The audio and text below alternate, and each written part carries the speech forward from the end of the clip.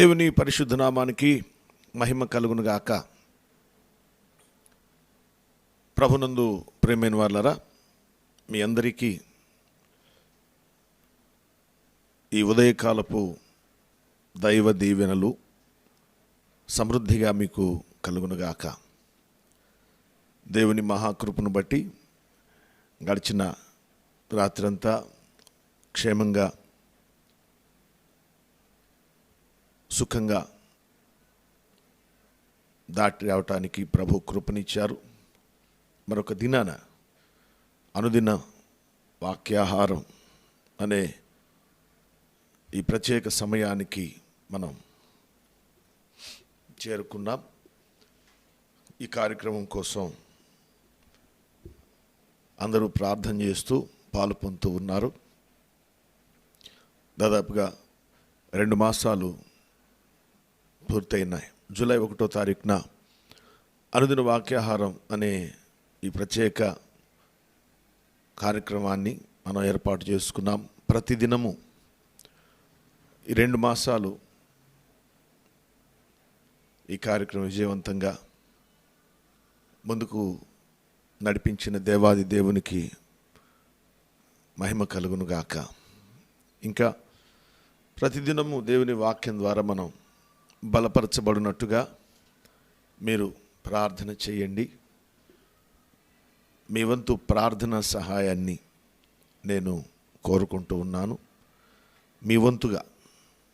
కాబట్టి అందరూ ప్రార్థన చేసి ఈ వాక్యం మన ఆధ్యాత్మిక జీవితాలకు ప్రయోజనకరంగా ఉండునట్టుగా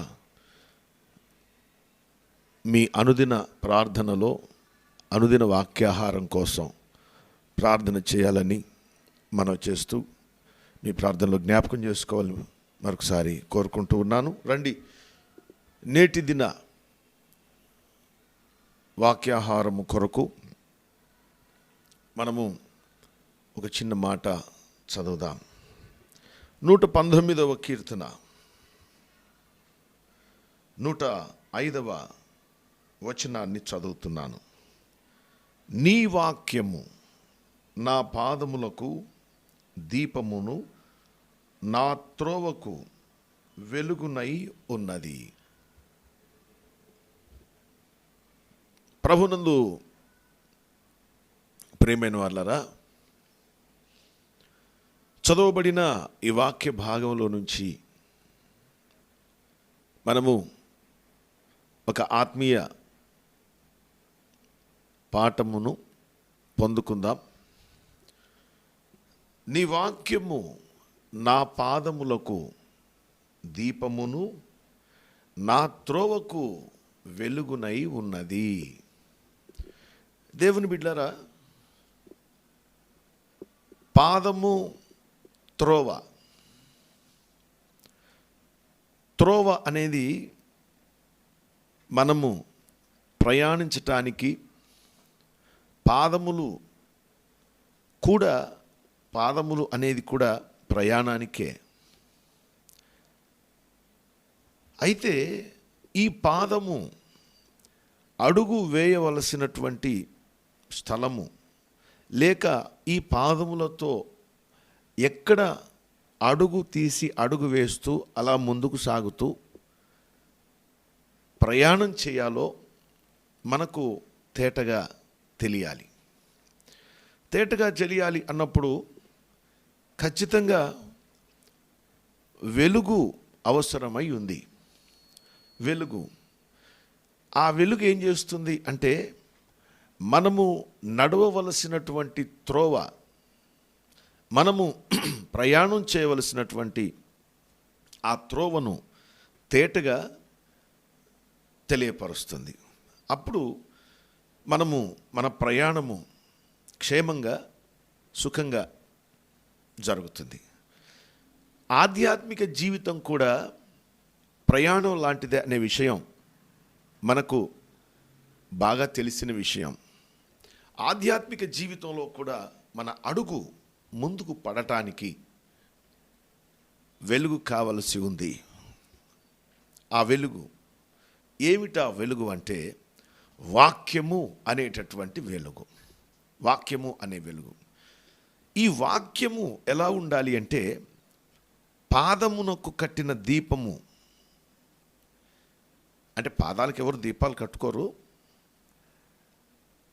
పాదానికి దీపంగా ఉంది అన్నట్టుగా ఆ మాట కోసం చెప్తా ఉన్నాను. పాదము నాకు దీపముగా ఉన్నదట. రెండోది త్రోవకు వెలుగు. త్రోవకు వెలుగు ఏమిటది? పాదానికి దీపము, త్రోవకు వెలుగు ఏమిటి అంటే దేవుని వాక్యము. దేవుని బిడ్డలారా, దేవుని వాక్యము మనము ఏ విధంగా ప్రయాణం చేయాలో, ఏ విధంగా నడవాలో మనకు తేటపరుస్తుంది. దేవుని వాక్యం అనేది మనము ఎరిగిన వారమైతే మనం నడవలసినటువంటి విధానము మనకు తేటగా తెలుస్తుంది. వాక్యము తెలియకుండా ప్రయాణం చేయలేము. వాక్యం లేకుండా మన అడుగు ముందుకు పడదు. అంటే దీనిని బట్టి మనలను నడిపించున్నది వాక్యము. వాక్యమయ్యున్న యేసుక్రీస్తు ప్రభు. ఆదియందు వాక్యముండెను, ఆదియందు వాక్యముగా ఉన్న ఆయన మనకు మన త్రోవకు వెలుగుగా, మన పాదమునకు దీపముగా ఉండి మనలను ముందుకు నడిపిస్తూ ఉంటారు. ఇక్కడ ఒక చిన్న విషయాన్ని జ్ఞాపకం చేస్తాను. ఏమిటో తెలుసా?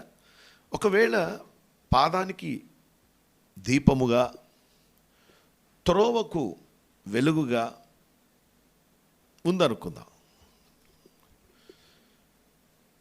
కానీ వెలుగున్నప్పటికీ కూడా ఒకవేళ అతడు అంధుడై ఉన్నాడు అనుకోండి,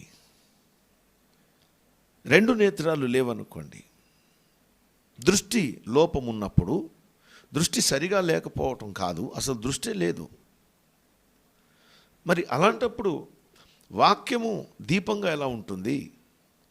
వాక్యము త్రోవకు వెలుగుగా ఎలా ఉంటుంది?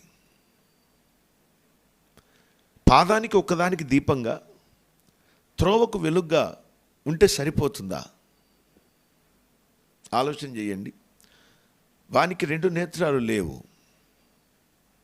వాని జీవితం అంతా చీకటిమయమే కదా, చూడలేడు.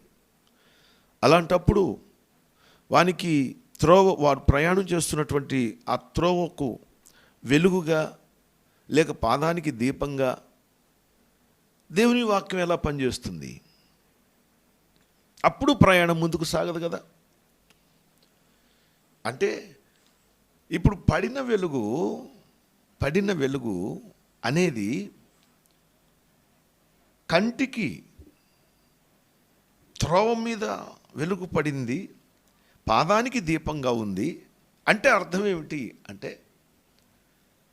కన్ను తెరవబడి ఉండాలి. కన్ను తెరవబడి ఉండాలి. ఒక మాట జ్ఞాపకం చేస్తాను. 13వ కీర్తన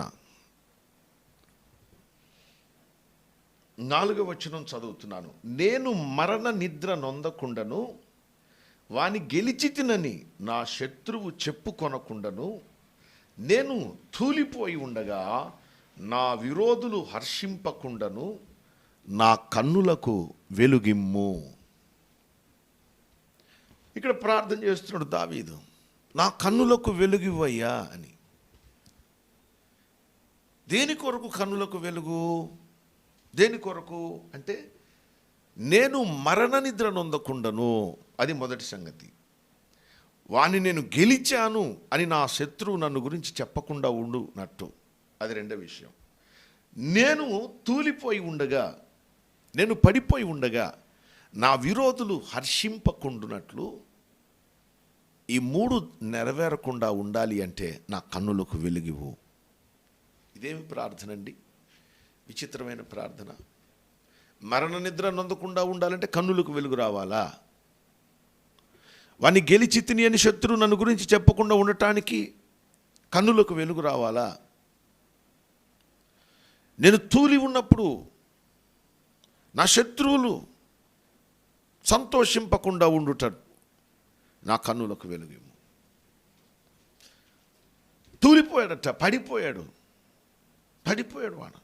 ఎందుకు పడిపోయాడు? వాడు పడిపోవటానికి, శత్రువు చేతిలో ఓడిపోవటానికి, మరణ నిద్ర నొందటం. ఇక్కడ 3 విషయాలు జ్ఞాపకం చేసుకోవాలి మనం. మరణ నిద్ర అంటే శత్రువు చేతిలో ఓటమి, ఇంకా తూలిపోయి ఉండుట, పడిపోయి ఉండటం. ఇవి 3 సమానార్థంగా చెప్పబడ్డాయి. తూలిపోయాడు, పడిపోయాడు. ఇక పడిపోయాడు అంటే శత్రువు చేతిలో ఓడిపోయాడని, శత్రువు చేతిలో ఓడిపోయాడంటే మరణ నిద్ర పొందాడని. ఈ 3 జరగకుండా ఉండాలి అంటే కన్నులకు వెలుగు ఉండాలి. కన్నులకు వెలుగు రావటం అంటే అర్థం ఏమిటి? దేవుని బిడ్డలారా, 119వ కీర్తనలో 105వ వచనంలో చదివాం, నా పాదముకు దీపము, నా త్రోవకు వెలుగు. పాదానికి దీపం, త్రోవకు వెలుగు.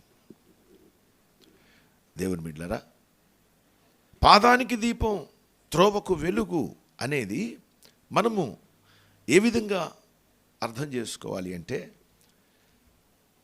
కన్నులు తెరవబడుట, కన్నులకు వెలుగు రావటం, కన్నులకు వెలుగు రావటం అని కూడా మనం జ్ఞాపకం చేసుకోవాలి. అతడు పడిపోయాడు అంటే కన్నులు తెరవబడలేదు అని అర్థం. నీ కన్నులు తెరవబడినప్పుడు అప్పుడు ఆ కన్నులకు వెలుగు రావటం, కన్నులు తెరవబడటం అంటూ ఈ మాటలు మనం చెప్పుకుంటున్నాం. వీటి అర్థం ఏమిటంటే, తెరవబడిన కన్నులతో మనము తేటగా నడవవలసిన త్రోవను చూస్తాము.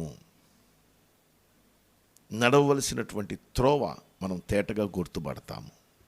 కాబట్టి నా ప్రియమైన వాళ్ళరా, మన ప్రయాణం, ఆత్మీయ ప్రయాణం సుఖంగా జరగాలి అంటే మరణ నిద్ర మనకు రాకుండా, శత్రువు చేతిలో ఓటమి పాలు కాకుండా, నడవలసిన దారేదో తెలియక పడిపోయి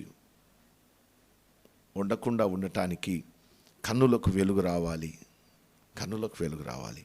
ఆ కన్నులకు వెలుగు రావటం అంటే ఆ వెలుగు నీ పాదానికి దీపంగా ఉంటుంది. ఆ వెలుగు నీ త్రోవకు వెలుగుగా ఉంటుంది. అందుచేత కన్నులకు వెలుగిమ్ము అనే ప్రార్థన మనం చేస్తే పాదానికి దీపం వచ్చినట్టే, త్రోవకు వెలుగు వచ్చినట్టే. అప్పుడు మనం నడవటానికి తేలికగా ముందుకు సాగుతుంది, మన ప్రయాణం ముందుకు సాగుతుంది, మన ఆత్మీయ ప్రయాణం ముందుకు సాగునట్టుగా ఈ ప్రార్థన చేయండి. ప్రభు మనలను దీవించునుగాక. ఆమేన్. దయగలిగిన తండ్రి, కృపగలిగిన మా యేసయ్య, పరిశుద్ధుడవగు దేవా, మీ పాదాలకు స్తోత్రం చెల్లిస్తూ ఉన్నాను. మా తండ్రి, ఈ దినాన మీరు మాకు అనుగ్రహించిన వర్తమానము కొరకు స్తోత్రం. మేము నడవలసిన త్రోవ మేము తేటగా చూచున్నట్లు కన్నులకు వెలుగు మీరు కలగచేసి, తద్వారా మా కన్నులు తెరచి మేము నడవలసిన త్రోవను మాకు చూపించి మమ్మలను బలపరచమని, మాకు సహాయం చేయమని, ఈ దిన దీవెనతో నింపమని యేసు నామములో అడుగుచున్నాను తండ్రి. ఆమేన్. తండ్రి, కుమార, పరిశుద్ధాత్మ త్రియేక దేవుని దీవెన సదా మనకు తోడి నడిపించునుగాక. ఆమేన్. అందరికీ వందనాలు.